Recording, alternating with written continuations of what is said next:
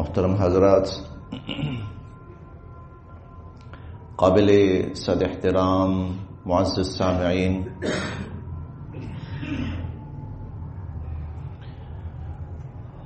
کچھ جمعۃ المبارک میں گزشتہ جمعۃ المبارک میں بھی اس حوالے سے تھوڑی سی بات آپ سماعت فرما چکے ہیں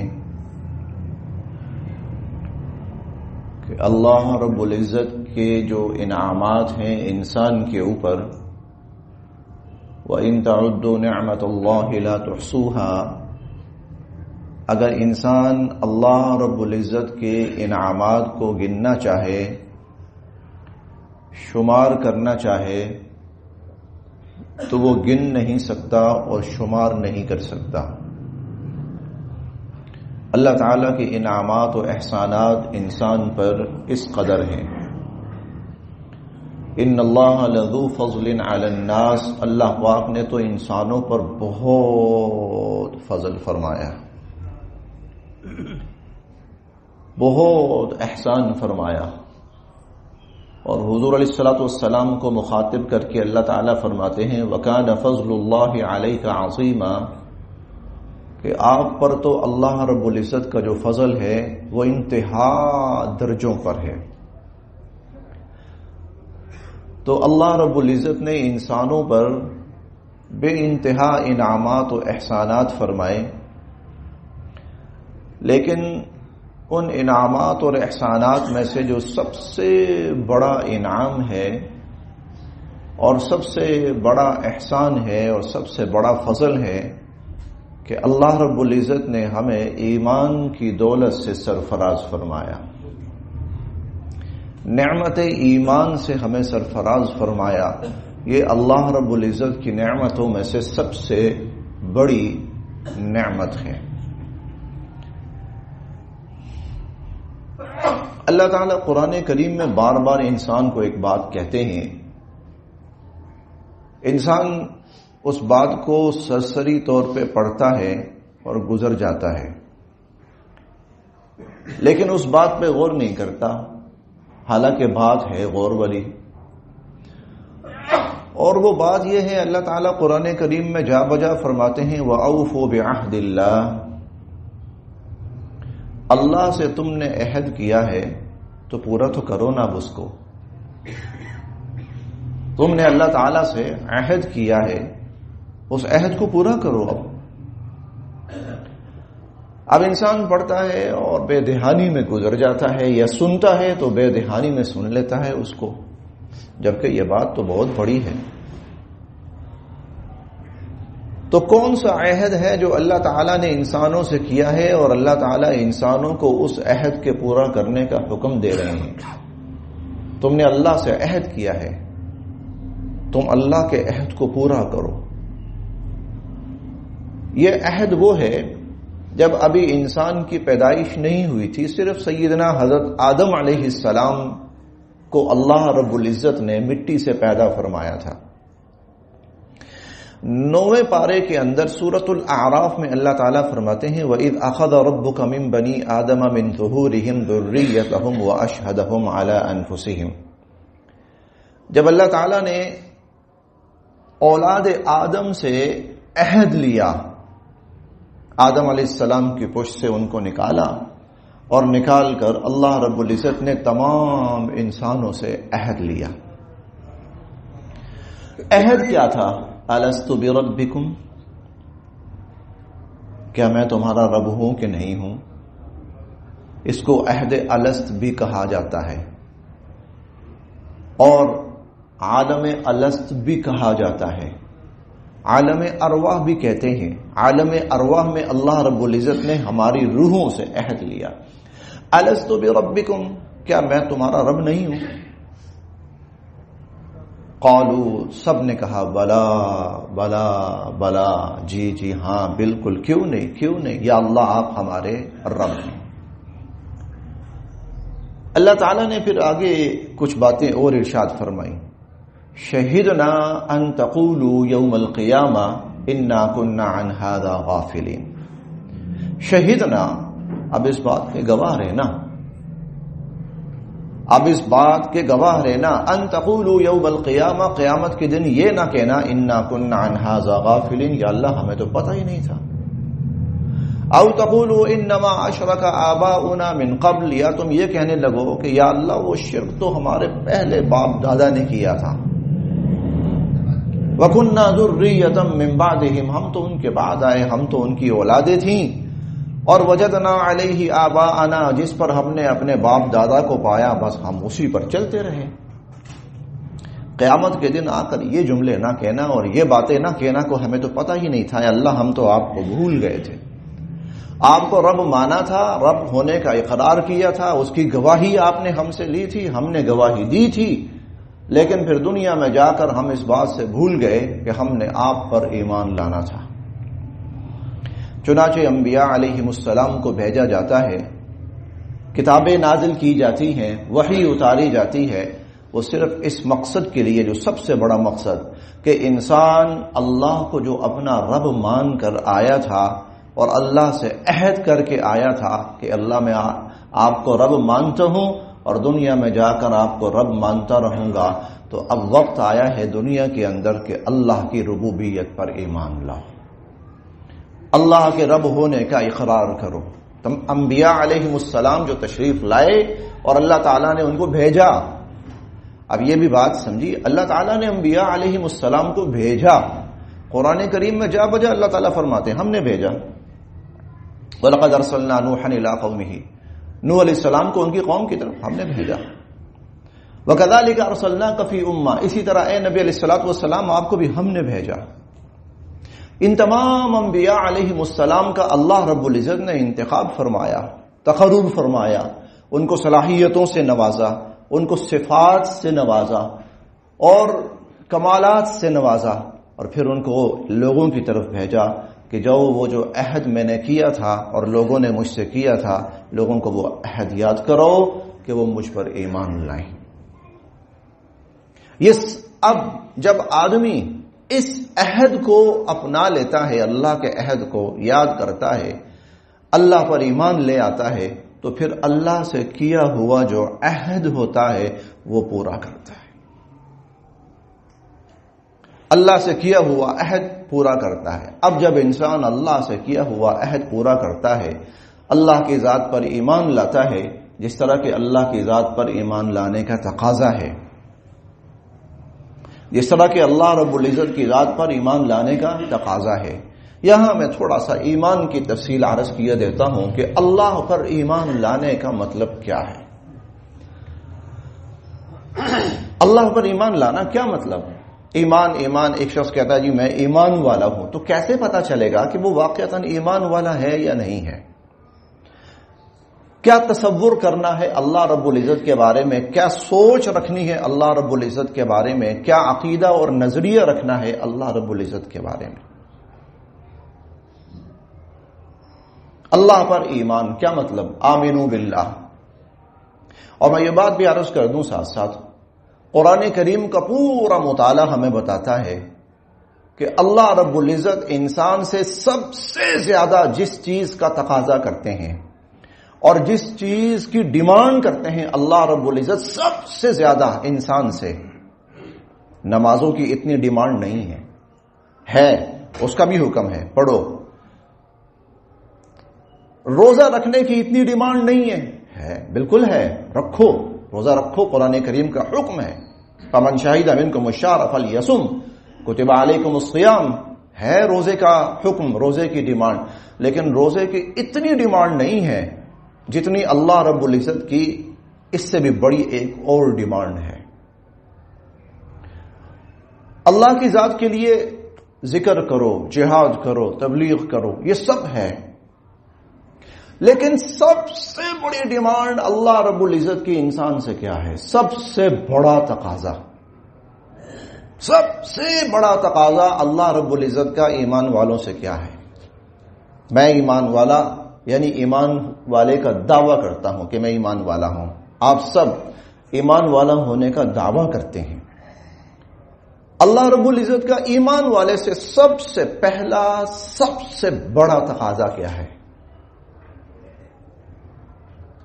سب سے پہلا، سب سے بڑا تقاضا کہ اللہ رب العزت کو وحدہ لا شریک مانا جائے. سب سے بڑا تقاضا، سب سے بڑی ڈیمانڈ.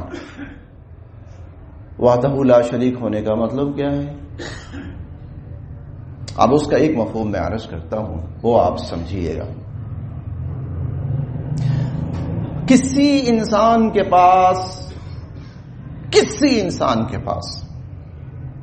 اپنا کچھ بھی نہیں.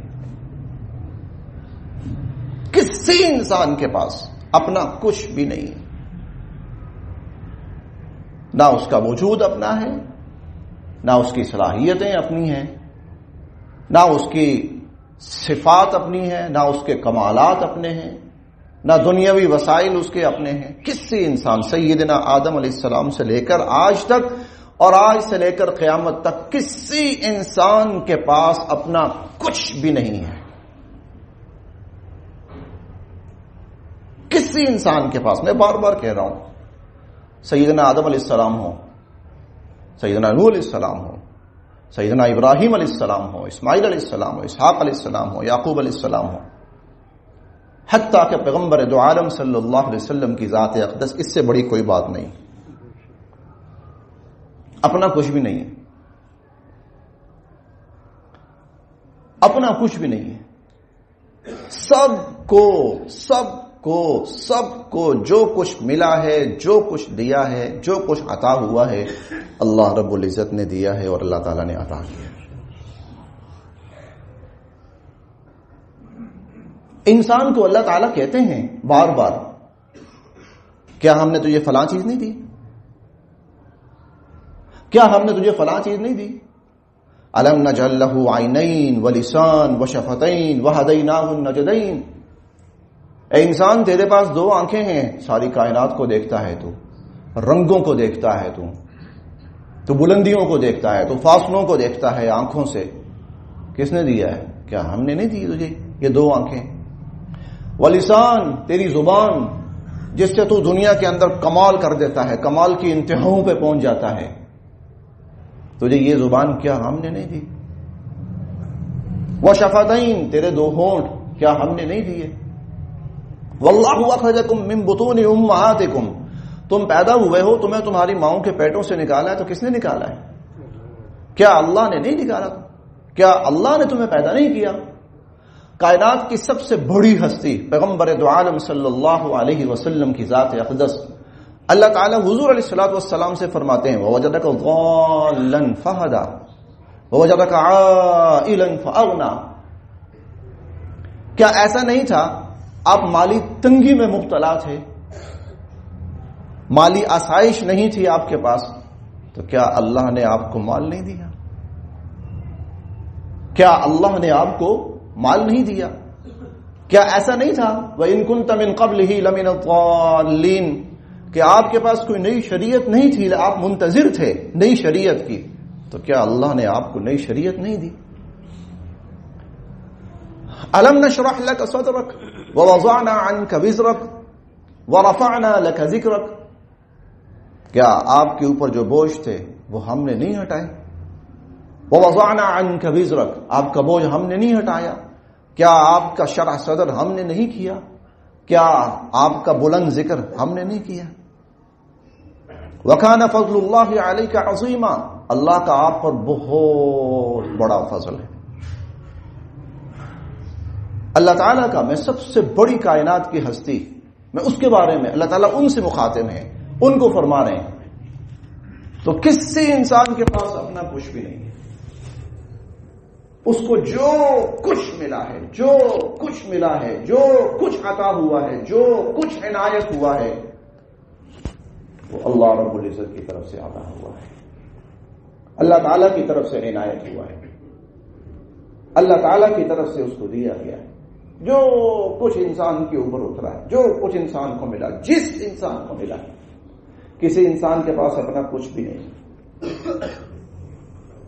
ہاں، اللہ کے پاس جو کچھ ہے وہ سب کا سب اللہ کی ذات کا ہے. سب کا سب، کسی سے نہ اس نے لیا ہے نہ کسی نے مانگا ہے، کسی سے مانگا ہے نہ اللہ کو کسی نے دیا ہے. اللہ کے پاس کسی کا دیا ہوا کچھ نہیں. اللہ کے پاس جو کچھ ہے سب کا سب اللہ کا. اقرأ باسم ربك الذي خلق خلق الانسان من علق اقرأ وربك الاكرم الذي علم بالقلم علم الانسان ما لم يعلم الرحمن علم القرآن خلق الانسان علمه البيان. انسان کو جو کچھ دیا ہے اللہ نے دیا ہے. یہ ہے اللہ پر ایمان. یہ اللہ پر ایمان ہے کہ انسان کے پاس اپنا کچھ بھی نہیں ہے. جو کچھ انسان کو ملا ہے، کسی کو تھوڑا دیا، کسی کو زیادہ دیا، کسی کو بہت زیادہ دیا، کسی پہ انتہا کر دی، لیکن اسی نے دیا. اسی نے دیا. کوئی اپنی مرضی سے پیدا نہیں ہو سکا آج تک. کوئی اپنی مرضی سے پیدا نہیں ہو سکا آج تک. اللہ کی مرضی سے پیدا، اللہ کے فیصلے سے، اللہ کے اذن سے، اللہ کے امر سے پیدا ہوا. جو بھی پیدا ہوا کوئی اپنی مرضی سے پیدا نہیں ہوا. کوئی اپنی مرضی سے دنیا سے نہیں گیا، اللہ کے امر سے گیا ہے، اللہ کے حکم سے گیا ہے. یہ ایمان ہے. یہ ایمان ہے. لا الہ الا اللہ جو ہم پڑھتے ہیں نا، اللہ کے سوا کوئی نہیں، اس کا مطلب کیا ہے؟ انسان کے پاس کچھ بھی نہیں ہے اپنا. انسان کے پاس اپنا کچھ بھی نہیں. جو کچھ ہے اللہ کا دیا ہوا ہے، اللہ کا عطا کرنا ہے. کم سے کم انسان ہے، بڑے سے بڑا اور سب سے بڑا انسان ہے. جس کے پاس جو ہے سب اللہ کا دیا ہوا ہے. جس نے کہا نا میرا ذاتی کمال ہے، اللہ کہاں سے آ گیا؟ جس نے کہا یہ قرآن کریم کے الفاظ ہیں. قارون تھا، اسے یہ شیطانی خناس اس کے دماغ کے اندر گھسا. انما اوتیتہ علی علم عندی، میں نے اپنی محنت سے کمایا، اپنے ہنر سے کمایا، اپنے کمال سے کمایا. تم کہتے ہو اللہ نے احسان کیا ہے. اللہ نے نہیں بھائی، یہ تو میری اپنی محنت ہے، میرا اپنا کمال ہے. اچھا تیری محنت ہے، تیرا کمال ہے. چلو ہم تجھے ڈبوتے ہیں زمین کے اندر، دھنساتے ہیں زمین کے اندر، تو بچ کے دکھا. فخسفنا به وبداره الارض. قارون کے آج بھی خزانے جو ہیں وہ ضرب المثل ہیں. اتنا اس کے پاس تھا. وآتیناہ من الکنوز ما ان مفاتحہ لتنوء بالعصبۃ اولي القوہ. اس کے پاس جو وسائل تھے اس کا یہ عالم تھا کہ صرف جو چابیاں تھیں اس کے خزانوں کی، بھاری بھرکم مردوں کی ایک جماعت اس کے خزانوں کی چابیاں نہیں اٹھا سکتے تھے. خزانے کتنے بڑے وہ تو الگ ہے. ظاہر اس زمانے کے اندر تو عمارتیں ہوتی تھیں اور زمین کے اندر وہ محفوظ کیے جاتے تھے خزانے، عمارتوں کے اندر رکھے جاتے تھے.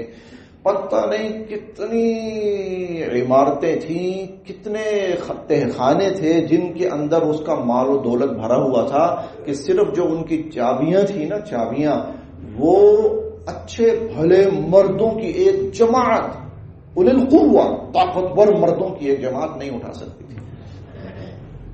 پتہ نہیں کتنے جانوروں کے اوپر اس کے خزانوں کی چابیاں لا دی جاتی تھیں. اتنا کچھ اللہ تعالیٰ نے اس کو دیا.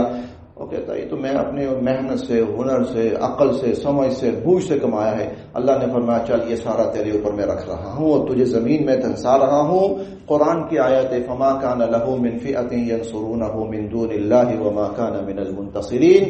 پھر نہ تو اس کی کوئی جماعت، نہ اس کی فوج، نہ اس کی سیکیورٹی، نہ اس کی عقل، نہ اس کی سمجھ، نہ اس کی دانش، نہ اس کی فہم و فراست کوئی اس کو اللہ کے عذاب سے نہیں بچا سکی.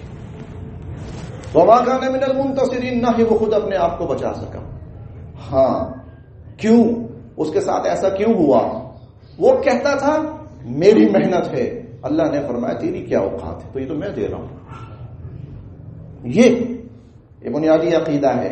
جس کے پاس جو کچھ ہے بہت ہے، بہت ہے، بہت ہے، اللہ کا دیا ہوا ہے. اللہ کا دیا ہوا ہے.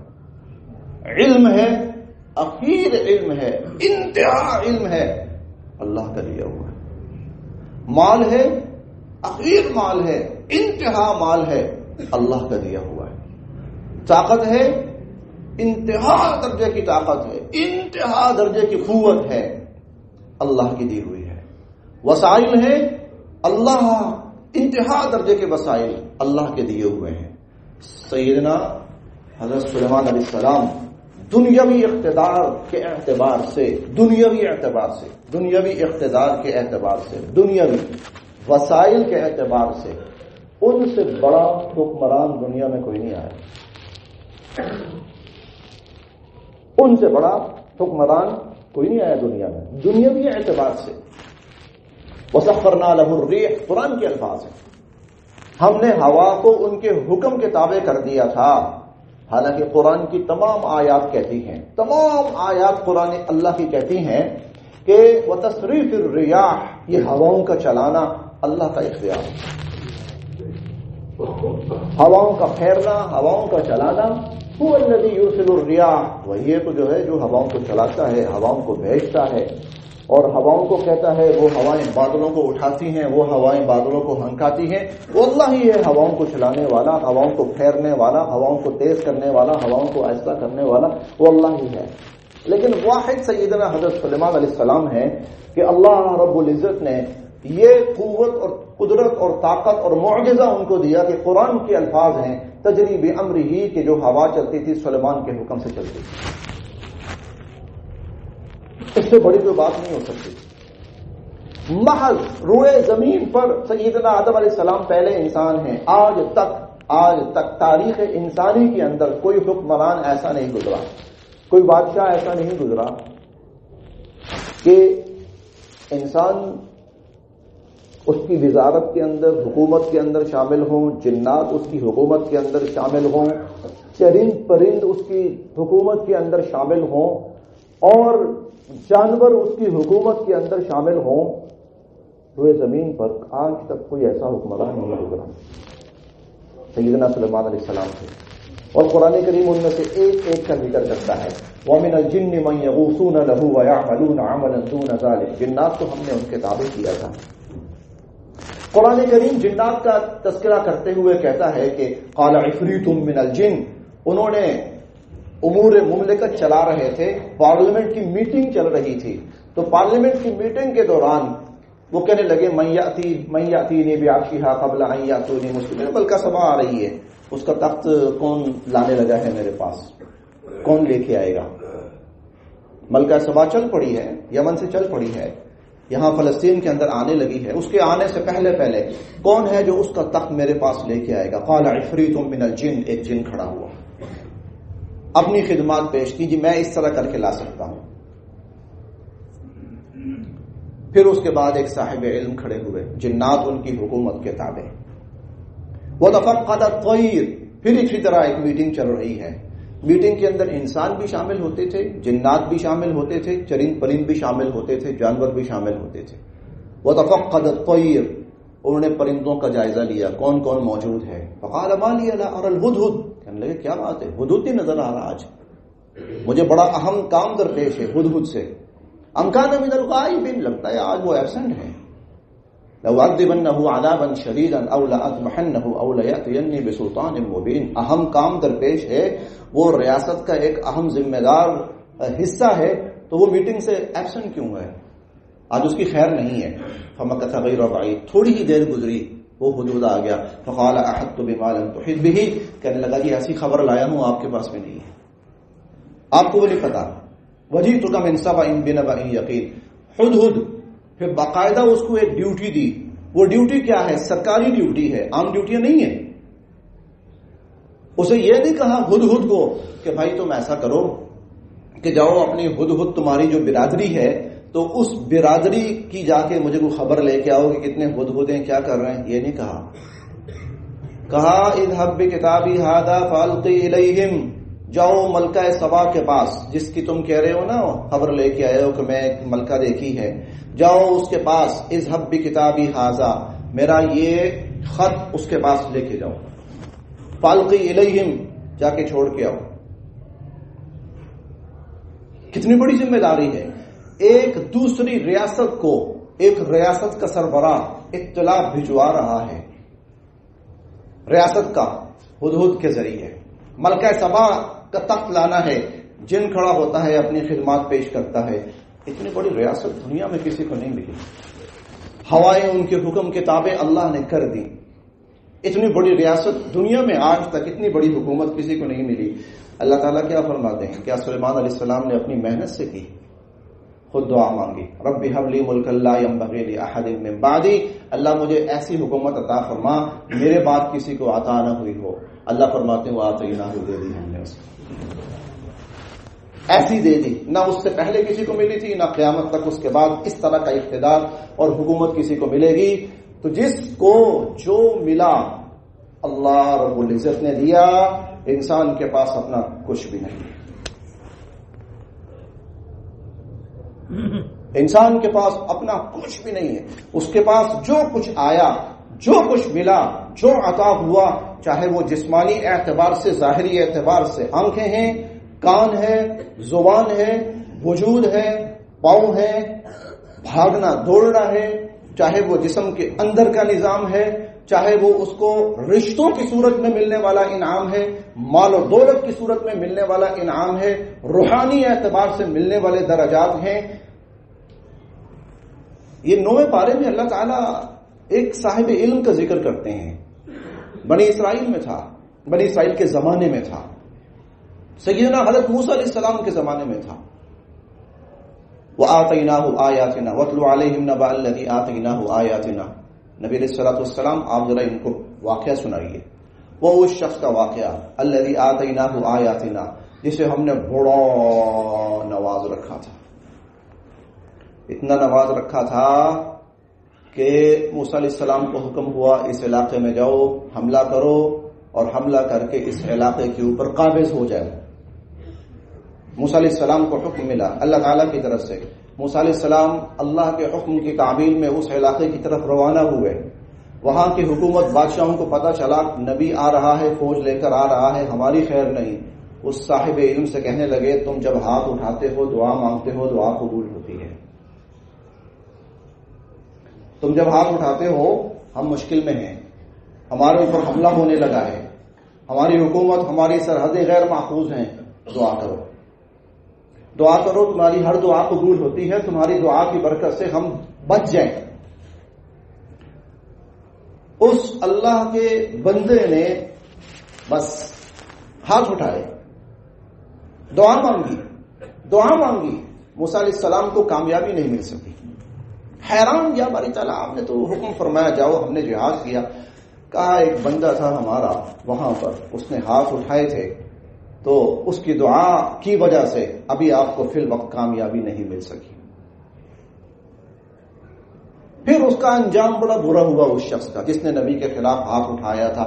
لیکن آتیناہ آیاتنا، اتنا اللہ نے نوازا، اتنا اللہ رب العزت نے نوازا. وہ میں سلیمان علیہ السلام کی بات کر رہا تھا نا، واقعہ ان کا.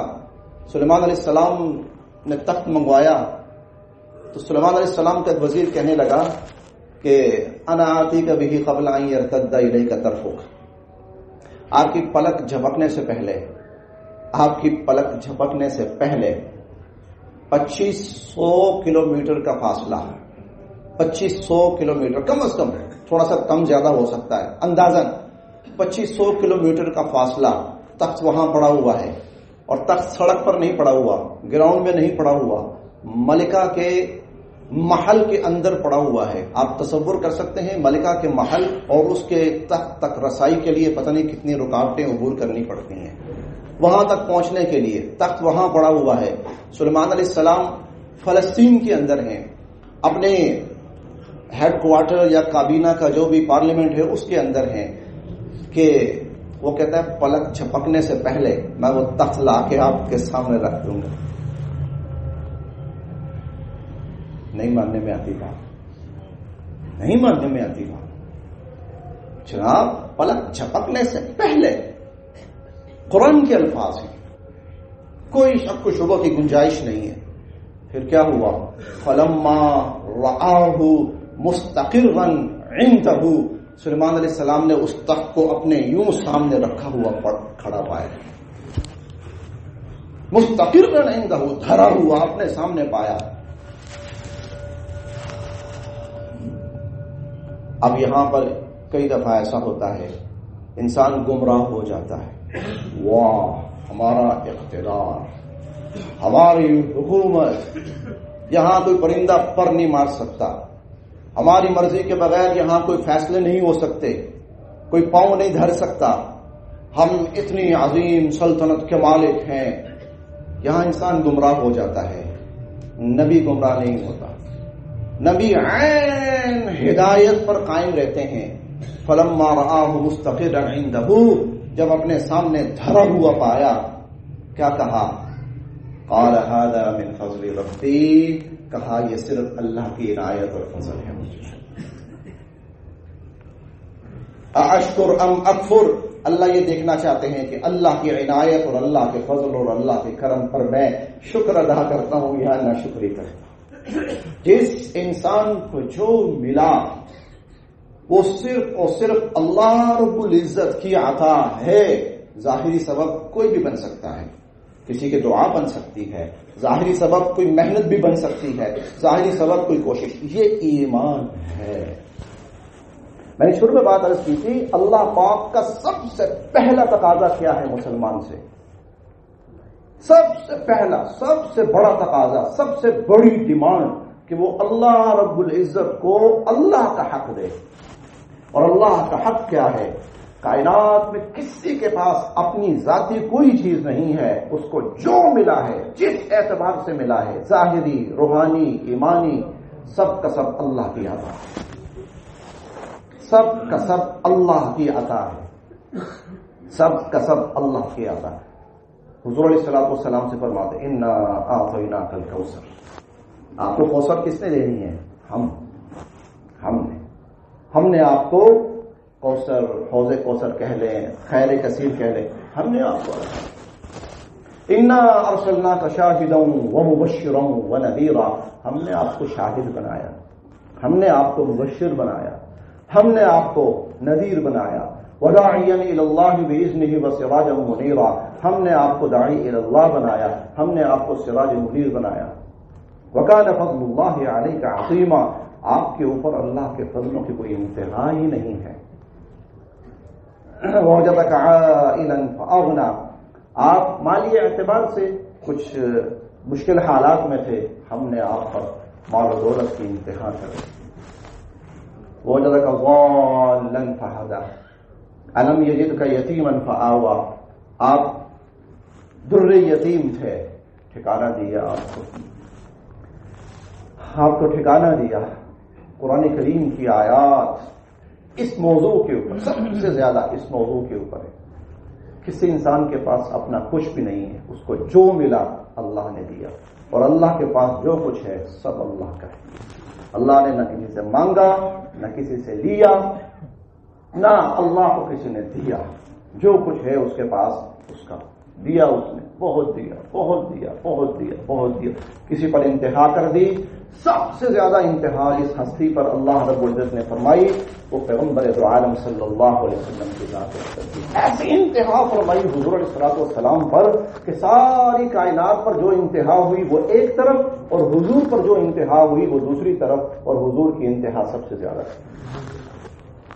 علم کے اعتبار سے، اخلاق کے اعتبار سے، قوت کے اعتبار سے، وسائل کے اعتبار سے حضور علیہ الصلوۃ والسلام پر اللہ نے جو انتہا فرمائی وہ کسی پہ نہیں، سب سے زیادہ حضور علیہ الصلوۃ والسلام کے بعد۔ لیکن بات پھر وہی ہے، اللہ کی عطا تھی، اللہ نے عطا فرمائی، اللہ نے دیا، اللہ نے نوازا، دنیا میں نوازا، آج بھی نواز رہے ہیں، اور ایسا نواز رہے ہیں کسی کو نہیں نواز رہے۔ حضور علیہ الصلوۃ والسلام کو آج بھی اللہ نواز رہے ہیں۔ آپ کی جو قبر مبارک ہے، آپ جہاں آرام فرما ہے، دنیا کے رخ اللہ نے اس طرف ہے، اپنی جگہ پہ ہو تب بھی ان پہ درود ہے، وہاں گئے ہو تب بھی ان پہ جا کے درود و سلام کا ہدیہ پیش کرو۔ آج بھی اللہ نواز رہے ہیں، درجات بلند سے بلند تر سے بلند سے بلند تر ہوتے چلے جا رہے ہیں۔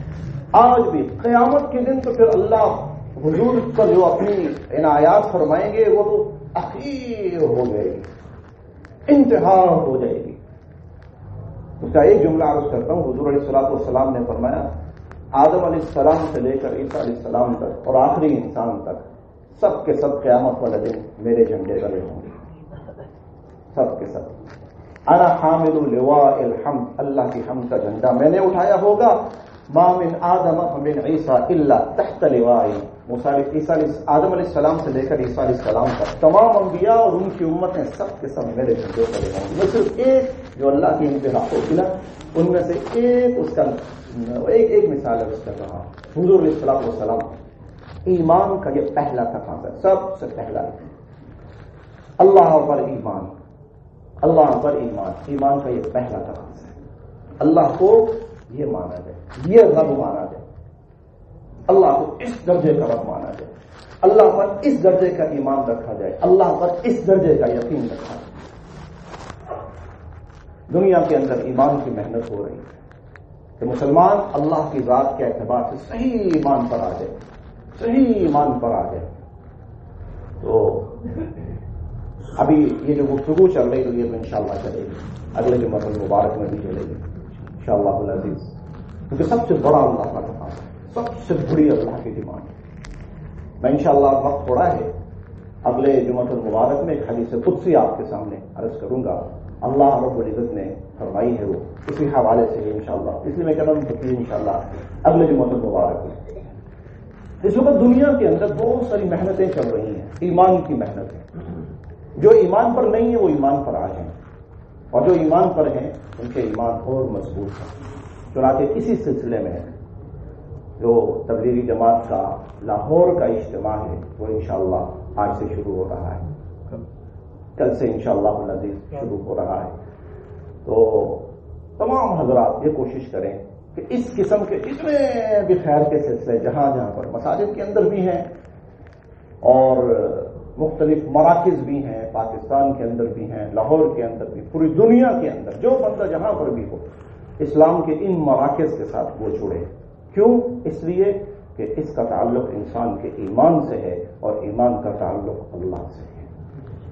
تو یہ انشاءاللہ کل سے شروع ہو رہا ہے اجتماع، تو آپ حضرات کوشش کریں تھوڑا سا وقت نکالیں، زیادہ وقت نکالیں۔ اگر اس دفعہ کسی کی ترتیب ممکن نہیں ہے وہ ذہن میں رکھ لے کہ آئندہ کبھی ہوگا پروگرام، میں انشاءاللہ ضرور ان میں شرکت کرتا رہوں گا، اپنی مسجد کے اندر، کسی اور مسجد کے اندر، کسی اور مرکز کے اندر، لاہور کے اندر، پاکستان کے اندر، جہاں پر بھی سالانہ اجتماع بھی ہوتا ہے۔